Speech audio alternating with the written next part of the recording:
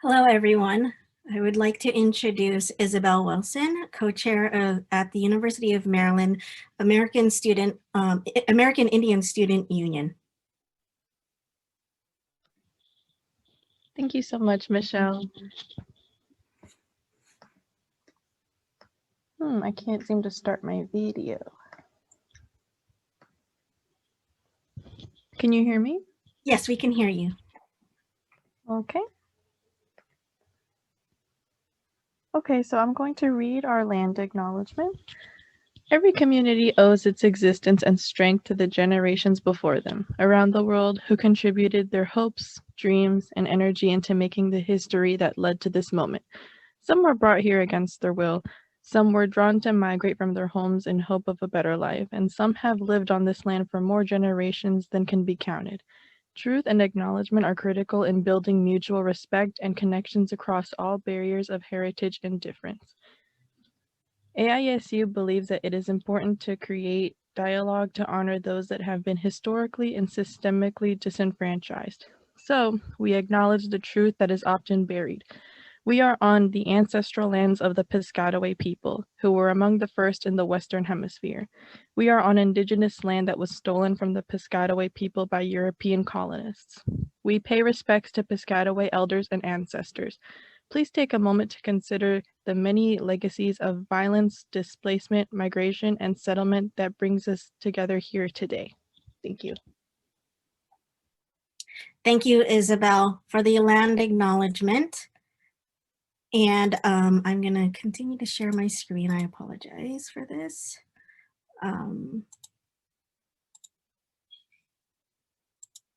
All right, and I apologize, my PowerPoint, I forgot to turn off, it's on auto captioning.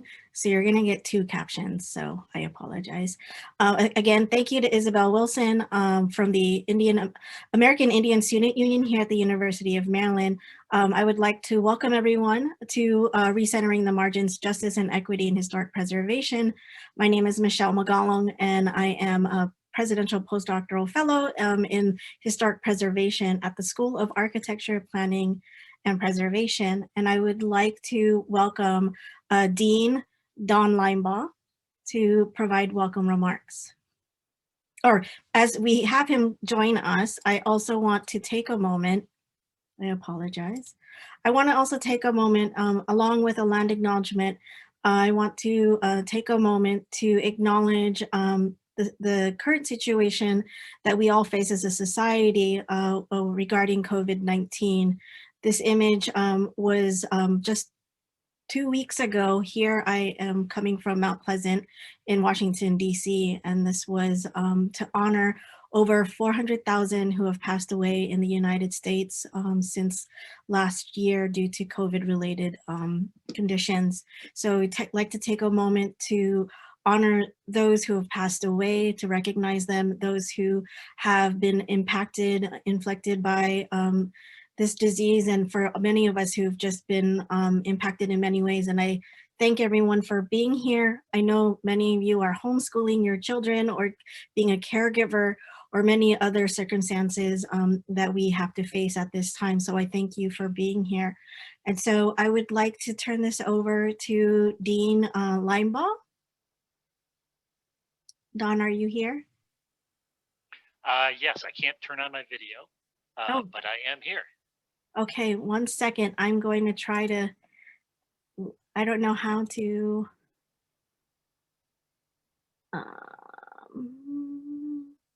let's see. I'm going to try to make you co-host, Don, and then maybe that can allow you to. Okay. Can you try now? There you go. There we go. Great. Well, thank you, Michelle, and good afternoon. Again, I'm Don Linebaugh, Dean of the School of Architecture, Planning, and Preservation. And on behalf of President Darrell Pines, Provost Marianne Rankin, and the students, faculty, and staff of Maryland's Built Environment School, welcome to Recentering the Margins, Justice and Equity in Historic Preservation. This symposium has been organized by Dr.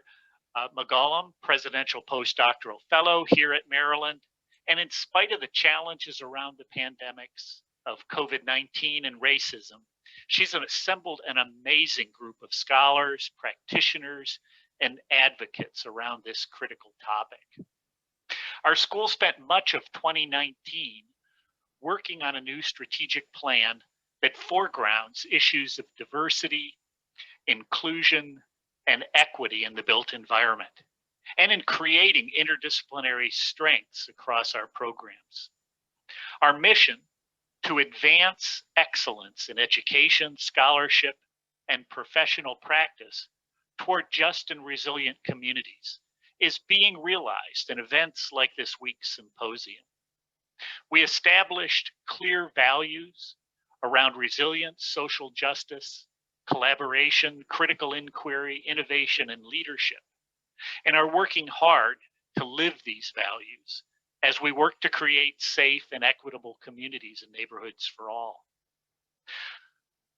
With the murder of Lieutenant Richard Collins and tragic death of football player Jordan McNair on our campus, and amidst the horrific and ongoing police shootings and violence toward African Americans, our new president, Dr. Darrell Pines, has made anti-racism, justice, and equity central priorities of his administration. Likewise, during 2020, our school developed and launched an anti-racism action plan to focus efforts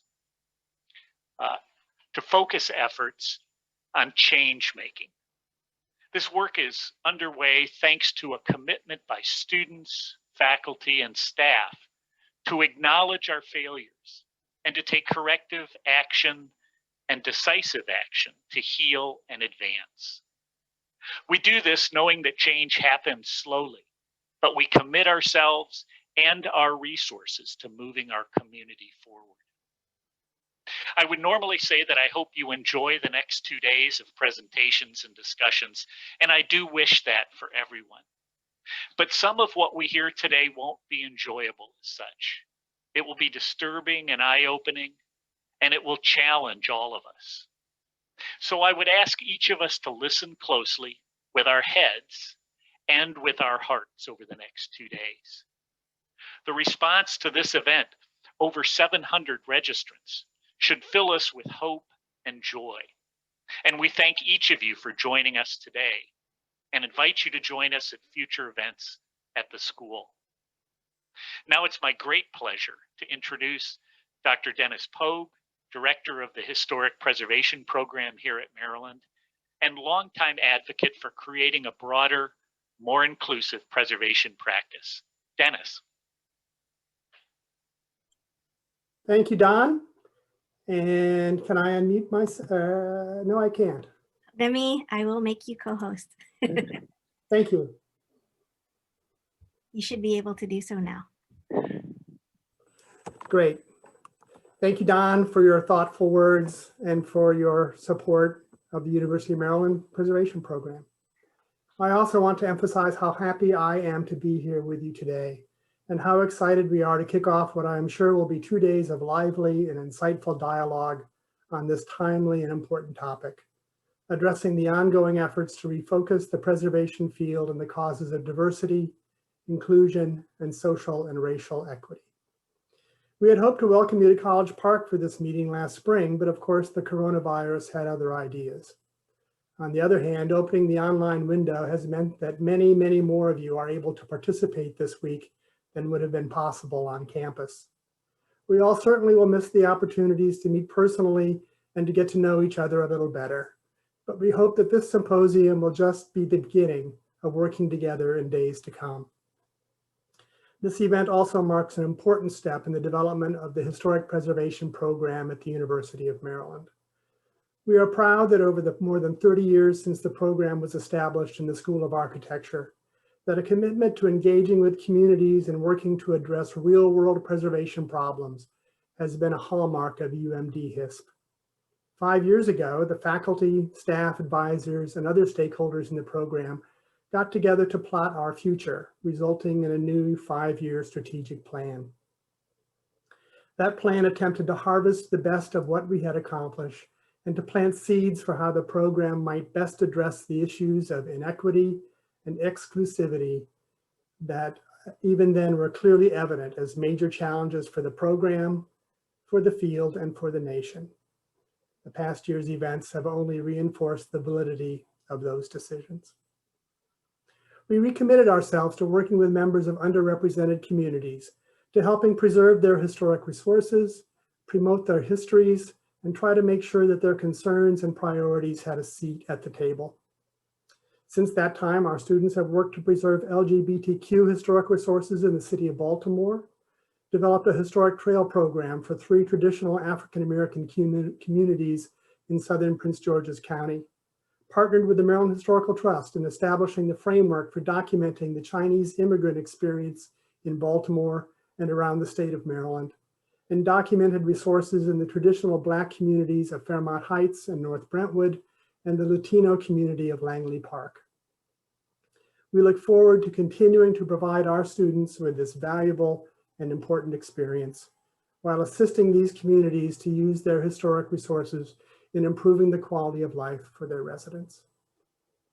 This week's program is the result of the work of a talented crew of individuals, former and current HISP students, dedicated staff of the School of Architecture, Preservation, and Planning, and friends from across the campus and beyond. Too many for me to acknowledge personally. This slide listing their names is a token of their gratitude, and I assume that there will be a slide sometime. But every team needs a leader, and I am most pleased to introduce ours, Dr. Michelle Magalong.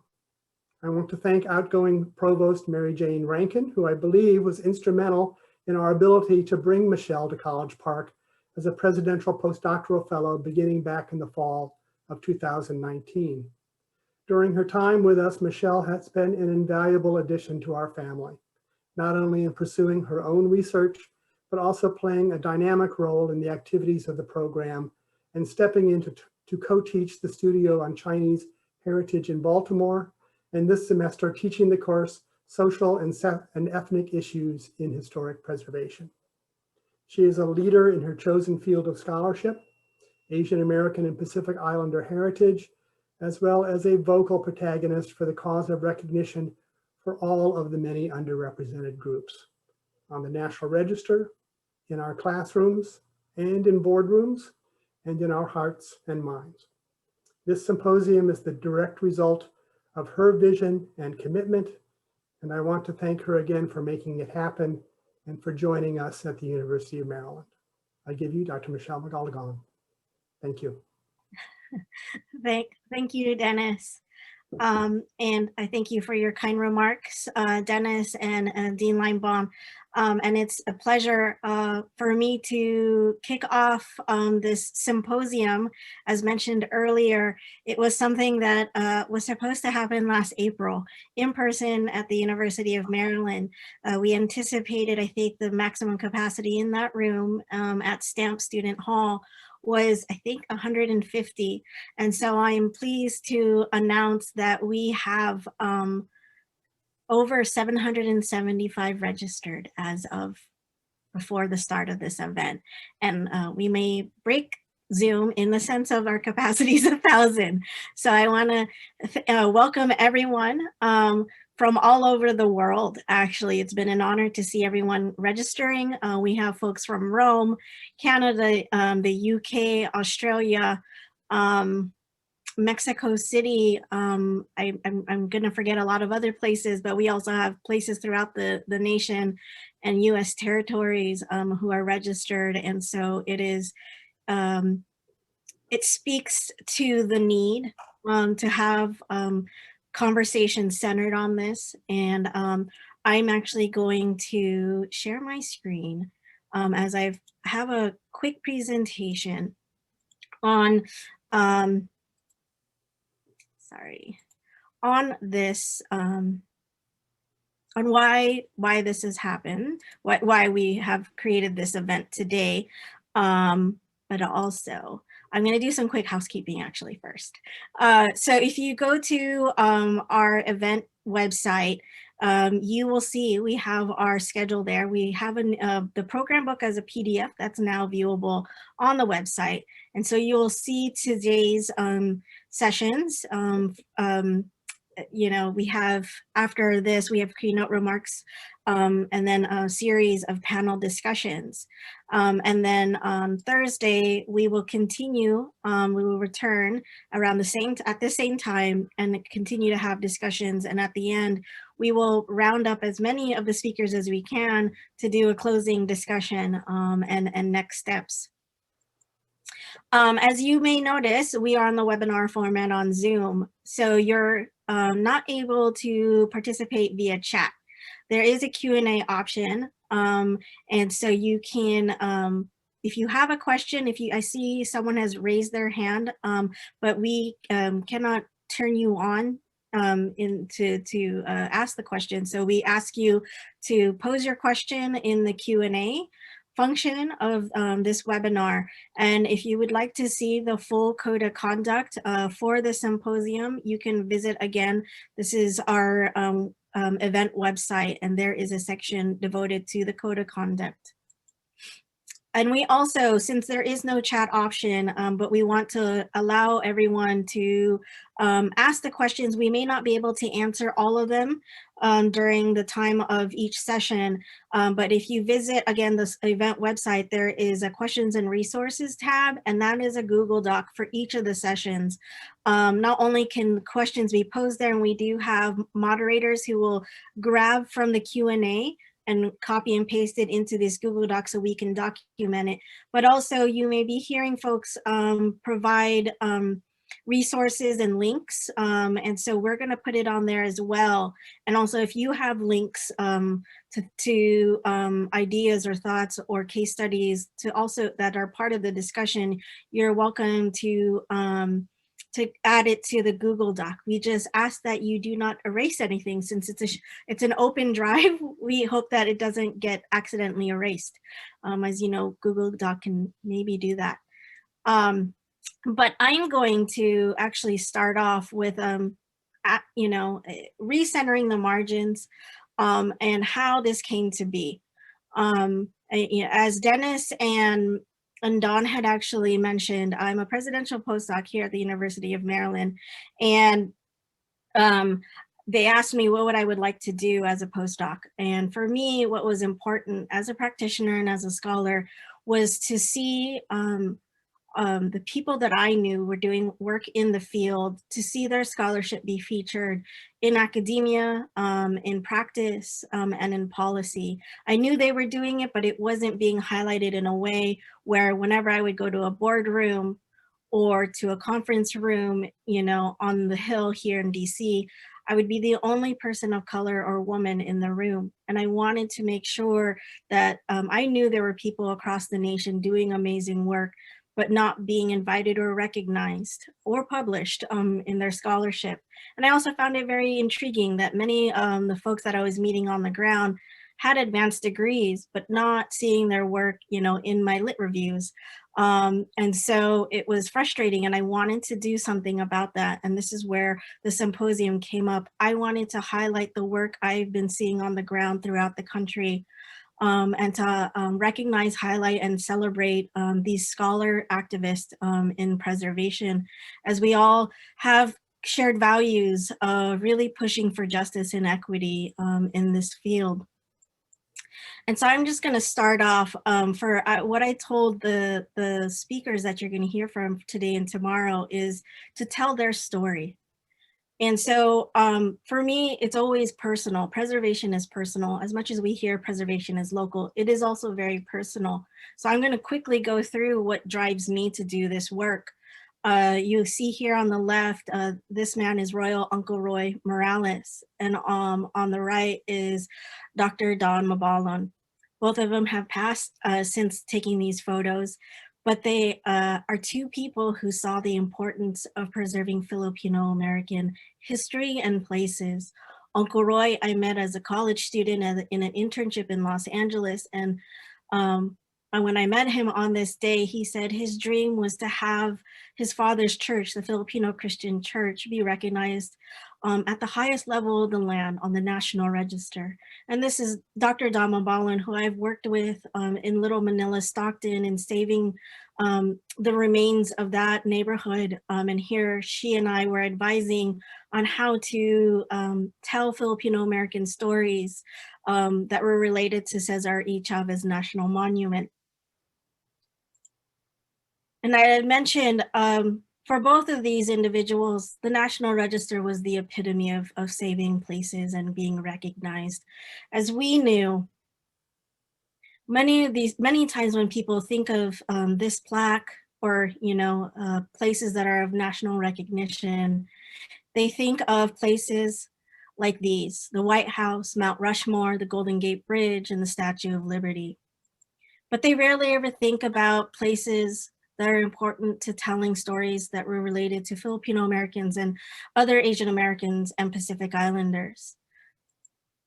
But we knew that there were places like the Filipino Christian Church in Los Angeles, Filipino Community Hall in Delano, California, Little Manila Historic Site in Stockton, and the Filipino American Community Hall in Bainbridge, Washington.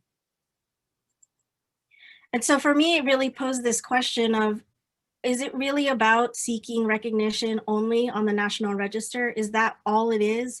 And since meeting these two individuals in the last 20 years, my journey has been an evolution of not only seeking diversity and inclusion, but really how do we then frame justice and equity? Because that is the root of the issues that have created these disparities in the field.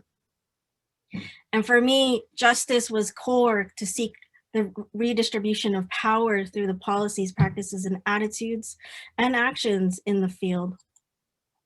And as we often see these graphics, especially in the last year, here we could see this is diversity, having more people at the table, inclusion, maybe having more people, integrated into society, equity, making sure that we address, the individual issues, challenges, and needs of, and not giving everyone here the same bike. But really, what does justice look like? And that is something that I have posed for our speakers to explore, even more so with the question of what is preservation justice? And so, I have this graphic that we created where diversity asks whose histories and places are preserved. That's what diversity asks. Equity responds, who is trying to preserve these histories and places but can't? What are the systematic barriers they have faced in telling their stories and having these places? Inclusion asks, have everyone's histories and places been preserved? Justice responds, whose histories and places won't be preserved because of systematic barriers? Diversity asks, how many more of pick any minoritized identities, historic sites, have we preserved this year than last? Equity responds, what conditions have we created that maintain certain standards and practices as the perpetual majority? Inclusion asks, is this environment safe for everyone to participate in? Justice challenges, whose histories and places are being erased or marginalized in order to maintain dominant standards in historic preservation. And so for me, as a Filipino American preservationist, it's like places like this, diversity in preservation looks like having Bainbridge Island Filipino Community Hall be the first to be listed on the National Register. With over 90,000, Bainbridge Island is only one of 3 Filipino American sites on the register. And now it's being further explored with a Filipino American statewide context and survey in Washington State. What does inclusion look like? Adding places like Filipino Christian Church, the one that Uncle Roy told me about, whispered in my ear back in 1998, 99, that it was his dream. He had passed away 2 years later, but not only until 2019 were we able to see his dream come true and have Filipino Christian Church be placed on the National Register, only to be the second at that time to be a Filipino American site. Equity looks at Filipino Community Hall as fighting for, recognition after years and years, decades of invisibility and marginalization in telling the story of Cesar Chavez and the farm labor movement. And how can we better about including people's voices like the Filipino American laborers who stood beside Cesar Chavez and many others? Justice, what does that look like for Little Manila and Stockton, who has tried to save the historic site, the 3 remaining buildings, and even placed on the National Trust 11 Most Endangered in 2003 to now create a nonprofit organization, not only to fight against the forces of destroying the building, but also to enriching the neighborhood and the people. And further, to even complicate it, what does equity and justice look like? Sadly, with the passing of Dr. Don Magalong in 2018, we lost a key scholar and preservationist whose life's work was devoted to saving Little Manila, only to have one of the last 3 buildings be destroyed last year. I'm sorry, I get really emotional. But to see that, and how do we still seek justice in places that have been destroyed and are continuously under threat? And so I just pose these questions for all of the speakers and those attending. How do we disrupt power and privilege in historic preservation? How do we redistribute resources in decision-making in preservation? How can we transform the ways in which historic places are preserved, presented, and elevated? And lastly, how can we honor the places in which our ancestors fought for our rights, like Dr. Don Magalong and Uncle Roy? And so these are the questions that we posed to our speakers and we posed to each of our attendees. And I know that we had asked each of you in your registration to share what you hope to learn. And I know a lot of folks had talked about terms like diversity and inclusion and DEI, which is often very traditional, right? This symposium is not a diversity and inclusion training. Rather, it's for us to go deeper into the concepts through case studies and through these scholars, activists, and experts to see how they frame equity and justice in their work, in their words, and how do we recenter these into the center of preservation as we move forward in this new century and this new awakening and reckoning as a society.